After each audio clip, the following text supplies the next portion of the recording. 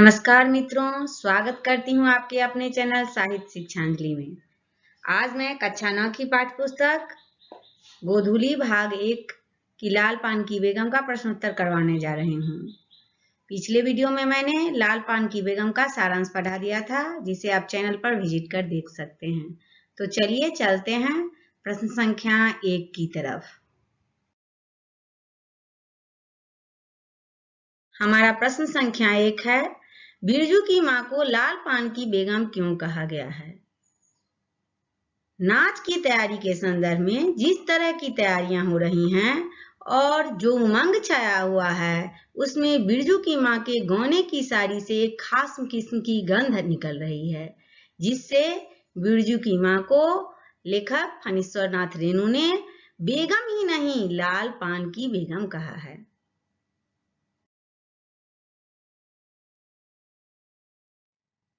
तो चलिए चलते हैं प्रश्न संख्या 2 की तरफ। नवान्न के पहले ही नया धान जुठा दिया, इस कथन से बिरजू की मां का कौन सा मनोभाव प्रकट हो रहा है? उत्तर है, जब बिरजू ने धान की एक बाली से एक धान लेकर मुंह में डाल लिया, तो बिरजू की मां ने बिरजू को बहुत डांटा और कहा कि नेम धेम की भी चिंता करो, इसकी रक्षा करो, तू तो गंवार है, मूर्ख है। इस पर बिरजू के पिता ने पूछा, क्या हुआ, क्यों डांटते हो? इस पर बिरजू ने पिता से बिरजू की मां ने कहा, देखते नहीं, नवान्न के पहले ही अन्न को जुठा दिया। इस कथन से बिरजू की मां के मन में धर्म के प्रति जो आस्था छिपी है, वह प्रकट हो रहा है। वह भारतीय नारी है और भारतीय नारी में धार्मिक विधि विधान की पक्षधर होती हैं, इसीलिए नवान्न के पहले अन्न जुठा करने पर नाराज होकर बिरजू को मां डांटती है। प्रश्न संख्या 3 है, बिरजू की मां बैठी मन ही मन क्यों कूद रही थी? उत्तर, गांव के लोग नाच देखने जा रहे थे। बिरजू की मां बैलगाड़ी से नाच देखने बलरामपुर जाएगी। वह बैलगाड़ी उसके पति लाने गए हैं, जिसमें देरी हो रही है और बहुत देरी होने से वह कूद जाती है। यहाँ तक कि वह घर की बत्ती बुझा देती है और बच्चों को सोने के लिए विवश भी कर देती है। प्रश्न संख्या 4 है,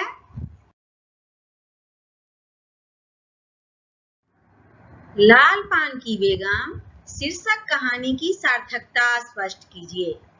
उत्तर, फणीश्वर नाथ रेणु जी द्वारा लिखित लाल पान की बेगम कहानी एक आंचलिक और मनोवैज्ञानिक कहानी है। इसमें ग्रामीण परिवेश की गंध छिपी हुई है।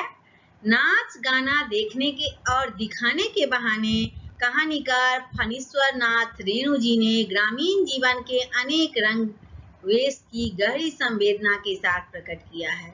गांव के लोग किस तरह एक दूसरे के साथ ईर्ष्या द्वेष, राग विराग, आशा निराशा, हर्ष विषाद के गहरे आवर्त में बंधे रहते हैं, उसकी जीवंत वानगी है लाल पान की बेगम। रेणु जी ने इस आंचलिक कहानी में अंचल विशेष की संस्कृति, भाषा, मुहावरे एवं लोक नीतियां रीतियां का सफल चित्रण किया है। इस प्रकार लाल पान की बेगम अपने आप में सार्थक शीर्षक है।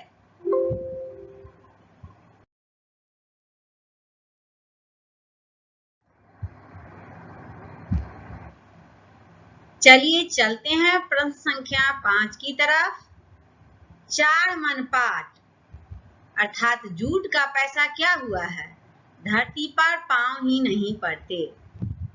प्रस्तुत पंक्तियां फणीश्वर नाथ रेणु जी द्वारा लिखित लाल पान की बेगम शीर्षक कहानी से उद्धृत है कि 4 मन पाट या जूट ऐसा क्या हुआ, धरती पर पांव ही नहीं पड़ते। प्रस्तुत पंक्तियों में लेखक ने गरीबी की समस्याओं और उस पर समुचित प्रकाश डाला है। उनके जीवन में जो बदलाव आता है, उसका ग्रामीण परिवेश में बड़ा ही सुंदर और सटीक वर्णन प्रस्तुत किया है। मखनी फुआ पानी भरकर लौटती हुई पनभरनियों से अपनी भाषा में कल की छटपटाहट और अच्छी फसल, पाट की कमाई से होने वाले बदलाव का वर्णन करते कहती है कि कल तक जो बिरजू की माँ अकुलाहट में थी, अर्थात गरीब थी, और आज गली मोहल्ले में लोगों से कहती फिरती है कि बिरजू के पापा ने कहा है कि मैं बैलगाड़ी पर बिठाकर तुझे बलरामपुर का नाच दिखाऊंगा। लोगों की मानसिकता किस प्रकार समय के साथ बदल जाती है, रेणु जी ने इस कहानी में उसका सटीक उदाहरण प्रस्तुत किया है।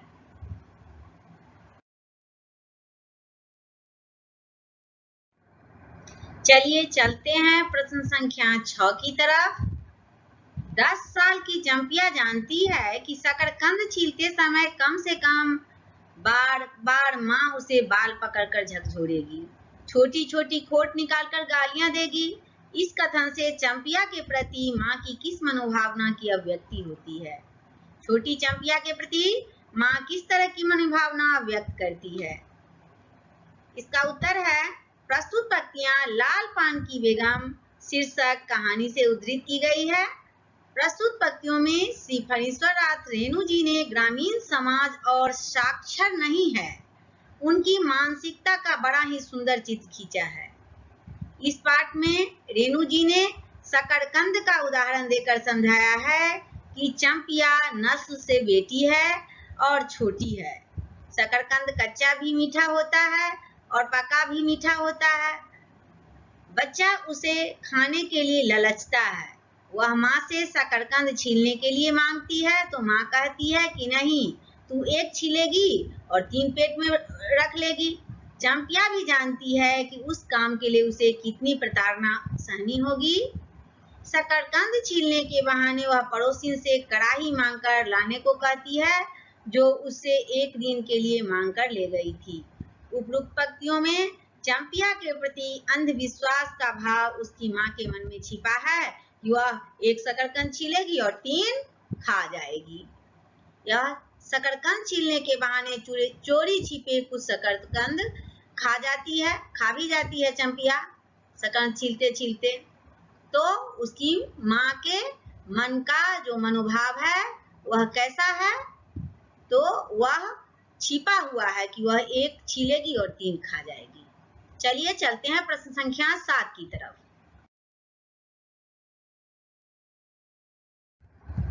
बिरजू की माँ का भाग ही खराब है, जो ऐसा गोबर गणेश घर वाला उसे मिला। कौन सा शौक मौज दिया है उसके मर्द ने? कोल्हू के बैल की तरह खड़ा सारी उम्र काट दी इसके यहाँ। प्रस्तुत कथन से बिरजू की माँ और के संबंधों में कड़वाहट दिखाई पड़ती है। कड़वाहट अस्थायी है या अस्थायी, इसके कारणों पर विचार कीजिए।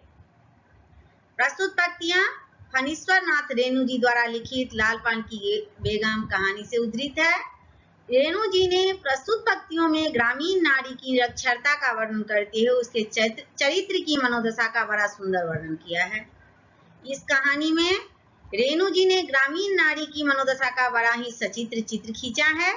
समय पर नाच दिखाने के लिए बैलगाड़ी नहीं पहुंचने पर बिरजू की माँ की झुंझलाहट का सहसा आभास हो जाता है कि वह अपनी बेटी से कहती है कि चूल्हा में पानी डाल दे, बत्ती बुझा दे। हमारी मनोभावना कब की पूरी होने वाली है? खपची गिरा दे, बप्पा बुलाए तो जवाब मत देना। रेणु जी ने इस अस्थायी कड़वाहट को इतने सटीक ढंग से सजाया है कि कहानी में 4 चांद लग गए हैं। इस कथन में भारतीय नारी की सहजता, सौहृदयता, पति के प्रति उलाहना का भाव एवं मुंह पीड़ा की अभिव्यक्ति मिलती है।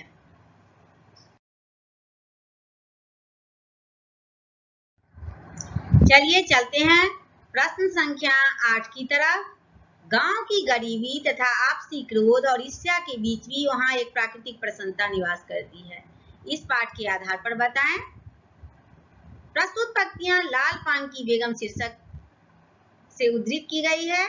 श्री फणीश्वर नाथ रेणु जी द्वारा लिखित लाल पान की बेगम ग्रामीण परिवेश की कहानी है। प्रस्तुत पंक्तियों में रेणु जी ने गांव के वातावरण का सचित्र चित्र खींचा है। रेणु जी ग्रामीण परिवेश की रचनाकार हैं। उन्होंने वहां की भाषा एवं बोली का प्रयोग अपनी रचना में इस तरह किया है कि लगता है कि यह कहानी गांव में हो गया है। गांव के लोग छोटी छोटी बातों में भी राग द्वेष बैर भाव से भर जाते हैं, एक दूसरे से चिढ़ते हैं। लेकिन कुछ समय ऐसा भी आता है जब लोग इन सभी बातों को भुलाकर एक साथ हो जाते हैं। जैसे एक दूसरे के प्रति राग द्वेष रहते हुए भी जब बिरजू की माँ बैलगाड़ी में बैठती है तो आस पड़ोस के औरतों को पुकार पुकार कर बैलगाड़ी पर बिठाती है और प्राकृतिक प्रसन्नता का आभास करती है और सभी मिलकर के नाच देखने जाती है।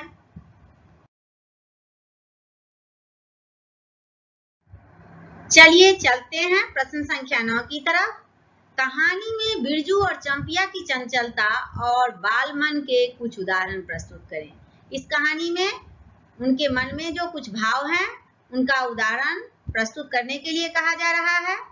प्रस्तुत कहानी में रेणु जी ने ग्रामीण परिवेश में बाल मन की चंचलता, डरावनापन और उल्लास का ऐसा रूप देखा है कि कहानी में आकर्षण पैदा हो गया है।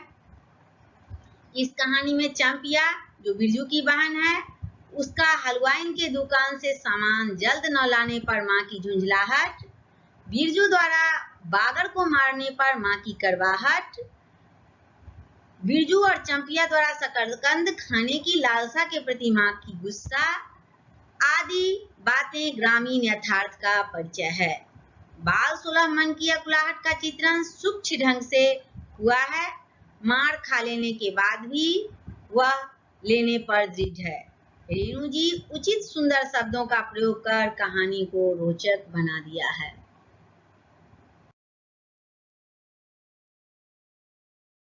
चलिए चलते हैं प्रश्न संख्या 10 की तरफ। लाल पान की बेगम कहानी का सारांश लिखें। लाल पान की बेगम में रेणु जी ने गांव की धरती का जो सुंदर चित्र खींचा है वह सबके दिमाग पर अमिट छाप छोड़ जाता है। रेणु ने अपनी गहरी संवेदना का परिचय देते हुए गांव के संपूर्ण अंतर विरोधों और अंगड़ाइयां लेती हुई चेतना का कथा रूप दिया है। उनके गांव में एक तरफ पुरातन जड़ता और नवीन गत्यात्मकता की टकराहट है तो दूसरी ओर विभिन्न राजनीतिक आंदोलनों के अंतर विरोध हैं। बिरादरीवाद की करवाहट है तो तीसरी तरफ इनके बीच बलती हुई लोक संस्कृति की सहनाई भी है। प्रस्तुत कहानी लाल पान की बेगम ग्रामीण परिवेश की कहानी है। नाच दिखाने के बहाने कहानीकार ने ग्रामीण जीवन के अनेक रंग वेश की गहरी संवेदना की है। गांव में लोग बाग किस तरह एक दूसरे के साथ ईर्ष्या द्वेष, राग विराग, आशा निराशा, हर्ष विषाद के गहरे आवर्त में बंधे होते हैं, इसकी वानगी उक्त कहानी में मिलती है। नाच देखने और शकरकंद खाने की इच्छा उसकी जीवन वानगी है लाल पान की बेगम।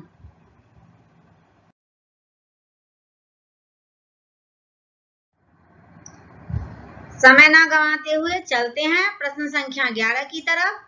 कहानी के पात्रों का परिचय अपने शब्दों में दीजिए।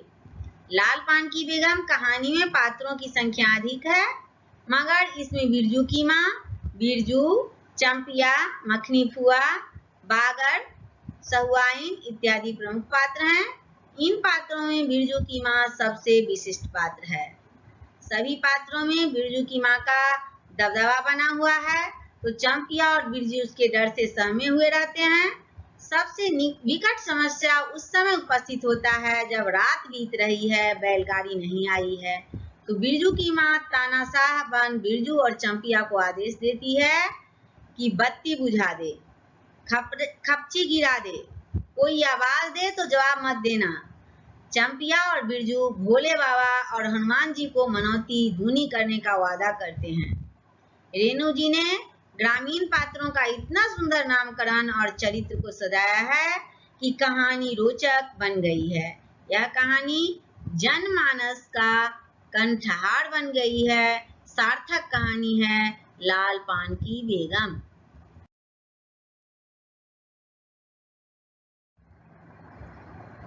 इस चैप्टर का लास्ट प्रश्न है, रेणु जी वातावरण और परिस्थिति का सम्मोहक और जीवंत चित्रण करने में निपुण हैं। इस दृष्टि से रेणु जी की विशेषताएं अपने शब्दों में बताइए। हनीश्वर नाथ रेणु जी का जन्म औराही हिंगना नामक गांव जिला अररिया बिहार में हुआ था। वे बिहार के ही थे। वे विशुद्ध ग्रामीण परिवेश से जुड़े हुए थे। वे महान क्रांतिकारी भी थे। भारतीय स्वतंत्रता संग्राम में उन्होंने प्रमुख सेनानी की भूमिका भी निभाई थी।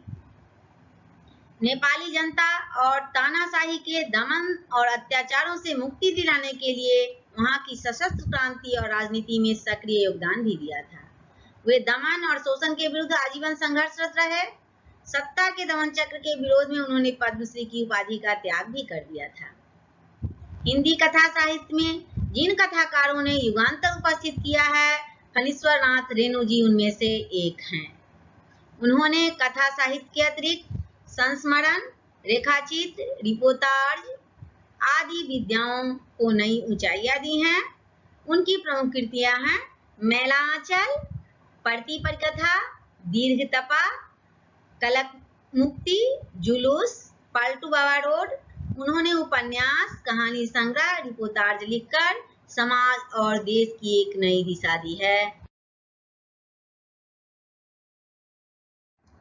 रेणु जी का मैलांचल ने हिंदी कथा साहित्य में आंचलिकता का एक परिभाषिक अभिज्ञा दी। उपन्यास और कहानी दोनों कथा रूपों में अपनी लेखनी से गांव की धरती का जो चित्र खींचा है, वह रूह पर आपकी अमिट छाप छोड़ जाता है।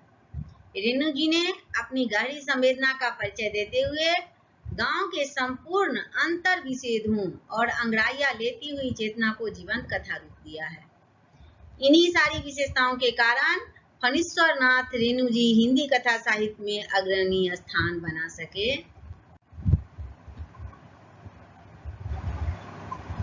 इस पाठ के प्रश्नोत्तर में बहुत बच्चों को डाउट था, जो मैंने बता दिया है।